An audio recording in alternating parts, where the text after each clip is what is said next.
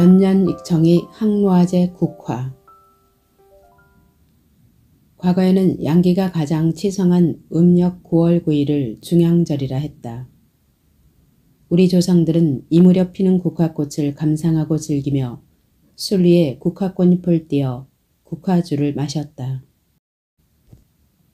국화꽃을 아예 날로 먹기도 하고 국화뿌리를 적시며 흘러나오는 국화수를 받아 마시기도 했다. 국화떡도 만들고 화전도 부쳐 먹었다. 국화가 삿된 것을 물리치는 벽사의 힘도 있고 또 오래 살고 늙지 않게 한다고 믿었기 때문이다. 조선 순조 때 편찬된 부녀자 생활지침서 규합 청서를 보면 국화주 담그는 법이 나온다. 국화꽃 말린 것 2대쯤을 주머니에 넣어 한 말들이 술독에 담가두면 향내가 술독에 가득해진다고 적고 있다. 국화꽃은 말린 뒤에 더 향기롭다. 잘 말린 국화꽃 한두 송이를 찬물에 우려낸 국화차는 그의 향기가 그윽하고 쌉싸리하며 뒷맛이 오래간다. 시골에선 봄에 나온 국화의 싹과 어린 잎으로 나물을 하거나 국을 끓이기도 했다. 장수와 회춘의 약재 감국. 국화를 한약명으로는 감국이라 한다. 신농 본소경의 상약은 생명을 기르고 기를 돋우며 장수하는, 그리고 독이 없어 오래 먹을 수 있는 120가지의 약물인데 이들은 석부와 초부, 목부 등으로 나뉜다. 감국은 그중 초부 랭킹 2위 약물이다. 석상포가 초부 랭킹 1위이고 3위가 인삼이다. 그냥 가나다 순으로 순번을 매긴 게 아니고 선인, 신선이 되는 약들의 으뜸이기에 앞자리에 올랐다. 이 감국을 먹고 신선이 된 이들에 대한 전설은 어느 약물보다도 많다. 팽조는 감국을 먹고 무려 1700세를 살았는데 얼굴빛이 청년과 같았다. 강풍자라는 이는 감국과 잣을 평생 먹고 신선이 되었으며 주유자도 국화꽃을 다려 먹고 구름을 타고 하늘에 올랐다. 사실에 가까워 보이는 얘기도 있다.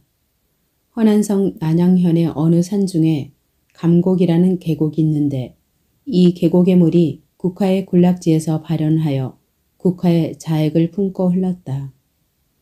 이 물을 먹고 사는 주민들은 모두 장수했다. 평균 수명이 120에서 130세였다. 이런 사실이 알려지면서 외지인과 관리들도 그 물을 마셨더니 역시 건강하게 오래 살았다고 한다. 풍기와 현기증 병이 있던 남양태수 왕창, 유관 등이 소문을 듣고 이 물을 길어다 마셨는데 모두 나았다고 한다.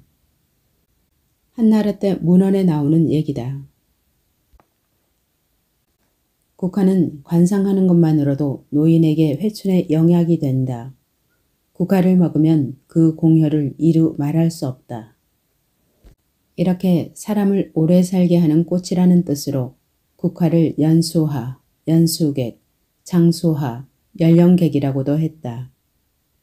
국화의 품종은 전 세계적으로 3천여 종이 넘는다.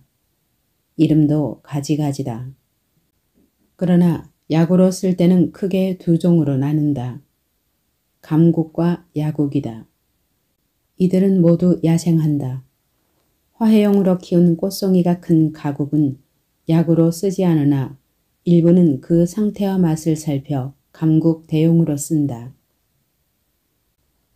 감국은 꽃이 노란색이고 맛이 달아 식용할 수 있으며 약으로 쓴다. 그래서 진국이라고도 한다. 꽃 크기가 동전만 하다. 우리나라엔 남쪽 지방의 산야에 주로 자생한다. 본초 강목에는 국화는 종류가 많은데 약으로 쓰는 진국은 꽃이 혼잎이면서 크기가 작고 황색이며 잎은 진한 녹색으로 작고 얇으며 절기에 맞춰 늦가을에 핀다 라고 쓰여 있다. 화해용 가국은 중국 당나라 무렵 감국과 상고절초를 교잡해 만들어졌다고 전해진다. 이 중에 농약을 치지 않고 약용으로 재배된 것을 감국 대신 쓴다. 요즘 시중에 감국으로 유통되는 국화는 대부분 이것이다. 원래의 감국과는 다르나 일반적으로 감국으로 통칭한다. 집에서 야생 감국 대신 약용이나 식용으로 쓸만한 가국으로는 시골집 울타리에 심어진 꽃송이가 자그마한 황색 혹은 백색이 국화를 연상하면 되겠다. 주의할 것은 화해용으로 나오는 일반 국화는 절대 식용 불가다. 진딧물이 많아서 농약을 엄청나게 치기 때문이다. 야국은 고이라고도 하는데 생김새가 감국과 비슷하나 꽃이 작다.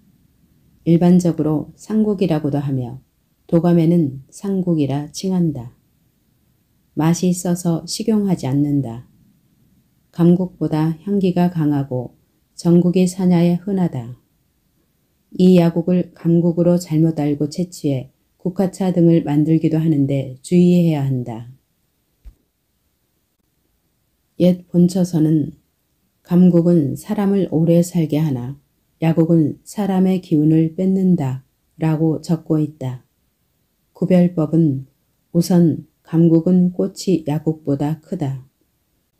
또 꽃을 먹어서 그다지 쓰지 않고 뒤끝에 단맛이 돌면 감국이고 소태처럼 쓰기만 하면 야국이다. 감국은 산속 그늘진 곳을 좋아한다. 꽃색이 노란색이 대부분이지만 흰색도 덜어있다. 양지 바른 들판이나 살록에 샛노랗게 무더기로 피는 것은 거의 다 야국이다. 감국의 효능에 대해 신농 본처경은 풍으로 머리가 어지럽고 붓고 아픈 증상을 치료한다.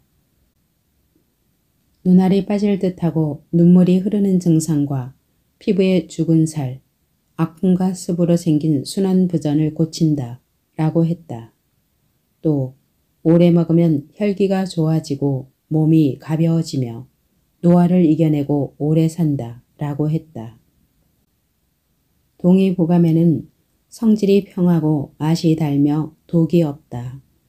장의를 편안케 하고 오맥을 고르게 한다. 풍으로 인한 어지럼증, 두통을 다스린다. 눈이 정혈을 기르고 눈이 빠질 듯 하거나 눈물이 자주 나는 증상을 고친다.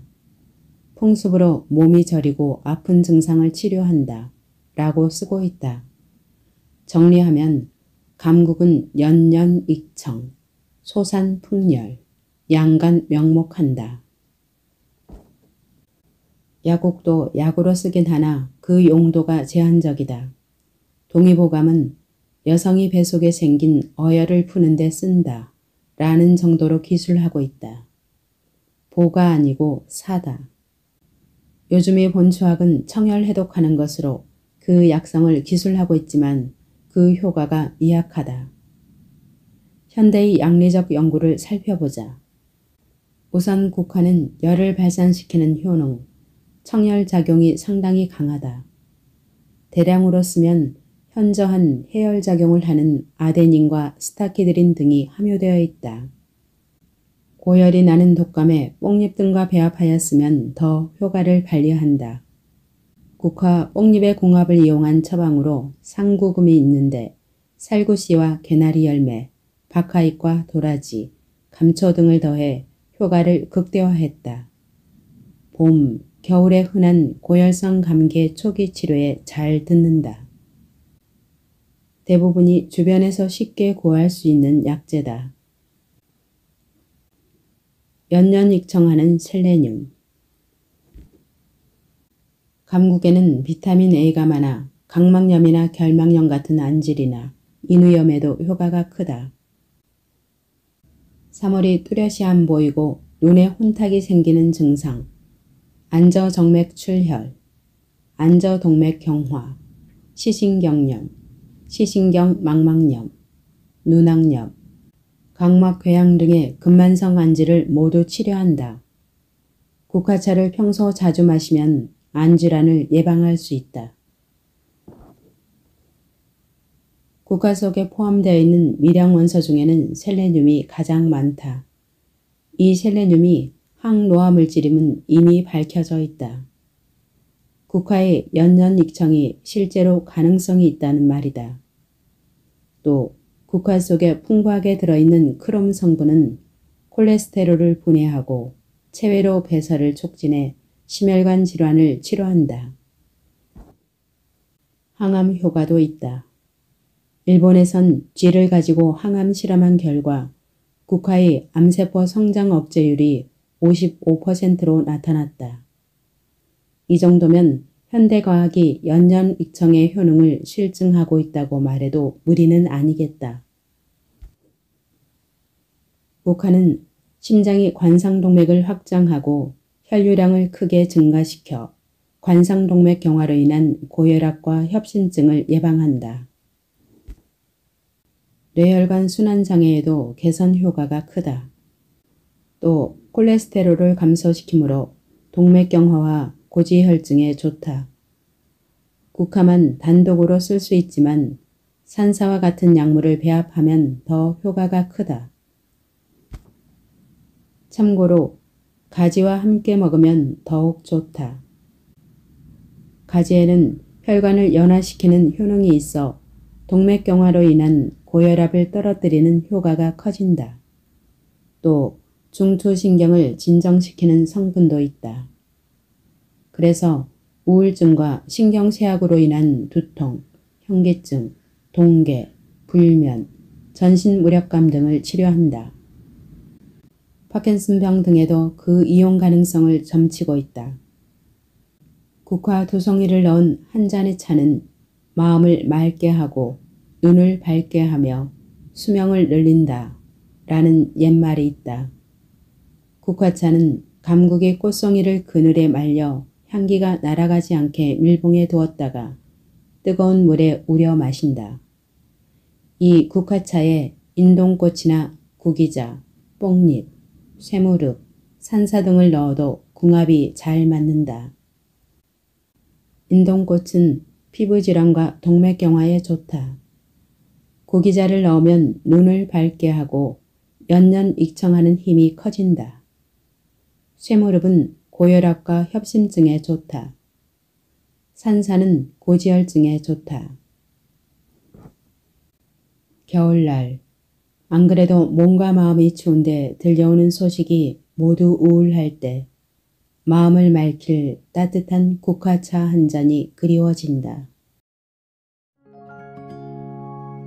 오늘의 낭독 여기까지입니다. 끝까지 함께 해주셔서 감사합니다.